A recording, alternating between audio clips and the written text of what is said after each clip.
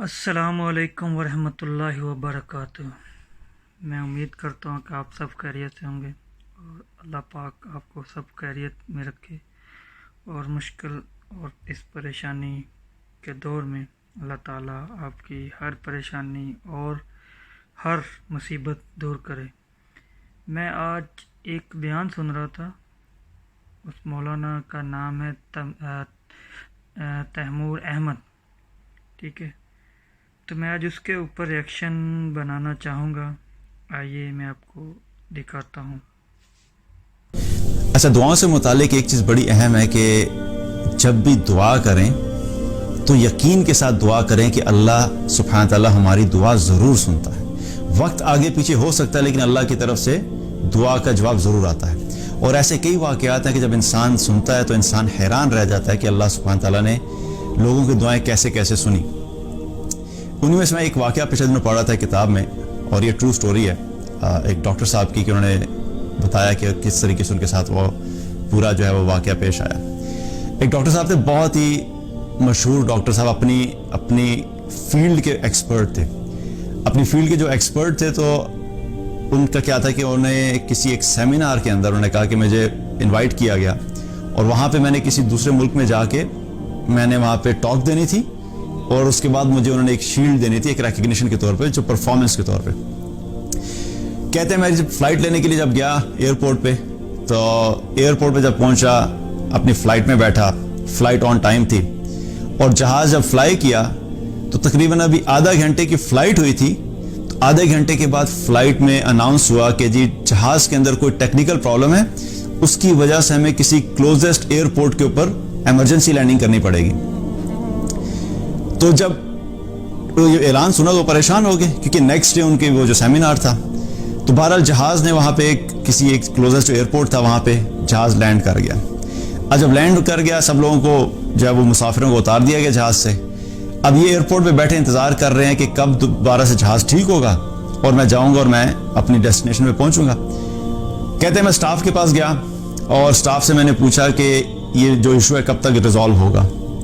تو وہاں پہ موجودہ جو سٹاف تھا اس نے مجھے کہا کہ دیکھیے ہمارے کنٹرول میں نہیں ہے، ہمیں اس چیز کا کوئی آئیڈیا نہیں ہے کہ اس میں کتنا ٹائم لگے گا، اور کوئی اگلی فلائٹ بھی ایسی نہیں تھی کہ جو وہاں سے جا رہی ہو۔ تو میں نے ان سے کہا میری کل بہت امپورٹنٹ میٹنگ ہے، ایک سیمینار ہے، مجھے ہر حال میں اس پہ پہنچنا ہے۔ تو وہاں پہ جو لوگ موجود تھے انہوں نے پھر کہا کہ دیکھیے فلائٹ کا تو کوئی پتہ نہیں ہے، البتہ آپ نے جانا کدھر ہے؟ انہوں نے بتایا جی فلاں شہر میں جانا جہاں پہ فلائٹ جا رہی تھی۔ انہوں نے کہا آپ یہ کام کر سکتے ہیں کہ یہاں سے وہ شہر تقریباً 6 سے 7 گھنٹے کی ڈرائیو پر ہے، آپ ایک گاڑی لیجئے رینٹا کار، اور آپ جو ہے اس پہ چلے جائیے۔ ڈاکٹر صاحب کہتے ہیں کہ میں خود کیونکہ لانگ ڈرائیو کا کوئی اتنا شوقین نہیں تھا، لیکن مجبوری کی حالت تھی، بہرحال کیا کہ وہاں سے گاڑی لی اور میں نکلا اپنی ڈیسٹینیشن کی طرف۔ کہتے ہیں میں 2 گھنٹے گزرے تھے ڈرائیو کرتے ہوئے کہ اچانک اتنی بارش ہوئی کہ اس بارش کے اندر میرے لیے گاڑی چلانا مشکل ہو گیا۔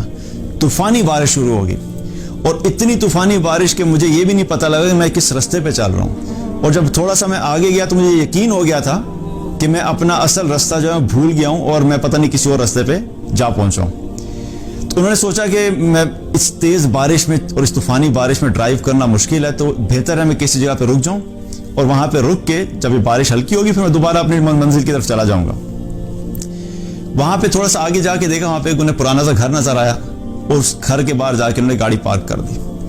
جب گھر کے باہر گاڑی پارک کی اور جا کے دروازہ نوک کیا تو اندر سے ایک بوڑھی عورت نے دروازہ کھولا، اور انہوں نے کہا جی دیکھیں اس طرح سے میں مسافر ہوں، سخت بارش ہے اور میں منزل پہ پہنچ نہیں سکتا، تو آپ اگر اجازت دے تو میں کچھ دیر کے لیے آپ کے گھر میں رک جاؤں، اور جب موسم بہتر ہوگا تو میں اپنی منزل کے لیے دوبارہ نکل جاؤں گا۔ تو اس بوڑھی عورت نے کہا ٹھیک ہے آپ آ جائیے اندر، کوئی مسئلہ نہیں۔ تو ڈاکٹر صاحب کہتے ہیں کہ میں وہاں پہ پہنچا، اندر بیٹھا، اور مجھے شدید بھوک بھی لگی ہوئی تھی۔ تو تھوڑی دیر میں اس بوڑھی عورت نے کیا کہ میرے سامنے کھانا اور پانی لا کے رکھ دیا، اور میں کھانا کھانے لگ گیا، مجھے بڑی سخت بھوک لگی ہوئی تھی۔ تو اتنے میں کیا دیکھتا ہوں کہ وہاں پر ایک بیڈ پہ ایک بچہ جو ہے اس نے رونا شروع کر دیا، اور وہ بوڑھی عورت گئی اور اس نے جا کے اس بچے کو دوبارہ سے سہلایا اور اس کو دوبارہ سے سلا دیا، اور سلانے کے بعد اس کے پاس بیٹھ کے یوں ہاتھ اٹھائے اور دعائیں کرنے لگ گئی، اور مستقل دعاؤں میں مصروف ہے اور دعا کر رہی ہے۔ کہتا ہے میں نے دیکھتا رہا کہ یہ کیا ہے. تو جب وہ دعا سے فارغ ہوئی تو میں نے ان سے پوچھا کہ یہ کون بچہ ہے؟ تو وہ بتانے لگی کہ یہ میرا پوتا ہے, اس کے ماں باپ بھی نہیں ہے اور میں اس کی دیکھ بھال کرتی ہوں. اور انہوں نے پوچھا کہ آپ کیا دعا کر رہی تھی اس کے لیے؟ میں نے دیکھا آپ بڑی دعائیں کر رہی تھیں. کہتے ہیں کہ اس کو اصل میں ہڈیوں کی ایسی بیماری ہے کہ جس کا کوئی علاج نہیں ہے, اور میں نے بڑے ڈاکٹرز کو چیک کرایا اور زیادہ تر ڈاکٹرز نے کہا کہ اس کا ہمارے پاس کوئی علاج نہیں ہے, اور لوگوں نے کہا کہ صرف ایک ڈاکٹر ہے جو اس کا ایکسپرٹ ہے اور وہ اس کا علاج کر سکتا ہے, لیکن وہ ڈاکٹر بہت دور ہوتا ہے, پلس اس کی فیس بھی اتنی ہے. تو وہ عورت کہنے لگی کہ آپ خود ہی سوچئے کہ میں جو ہوں اس ڈاکٹر تک کیسے پہنچ سکتی ہوں, اور میری کون سنے گا اس ڈاکٹر کے متعلق. تو میں نے جتنی بھی اللہ سے دعائیں کی آج تک اللہ نے میری ساری دعائیں قبول کی ہیں. بس اب یہ دعا ہے جو میں کر رہی ہوں کہ اللہ تعالیٰ اس کے لیے کوئی ذریعہ بنا دے کہ اس کا کوئی علاج کر دے اور اس ڈاکٹر تک ہم پہنچ جائیں. یہ دعا ابھی تک میری قبول نہیں ہوئی, اور میں جانتی ہوں کہ یہ بھی میرے اپنے ایمان کی کمزوری کی وجہ سے. یہ دعا اس لیے قبول نہیں ہوئی کہ میرے اپنے ایمان کی کمزوری ہے.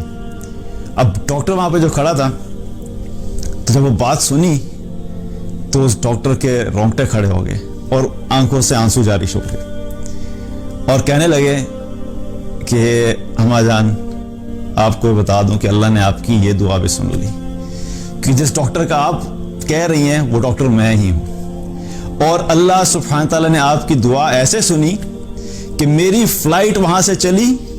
اللہ نے جہاز کے اندر ٹیکنیکل پرابلم کریٹ کر دیا, اس جہاز کو ایسی جگہ پہ لینڈ کروایا جہاں پہ میں سوچ بھی نہیں سکتا تھا.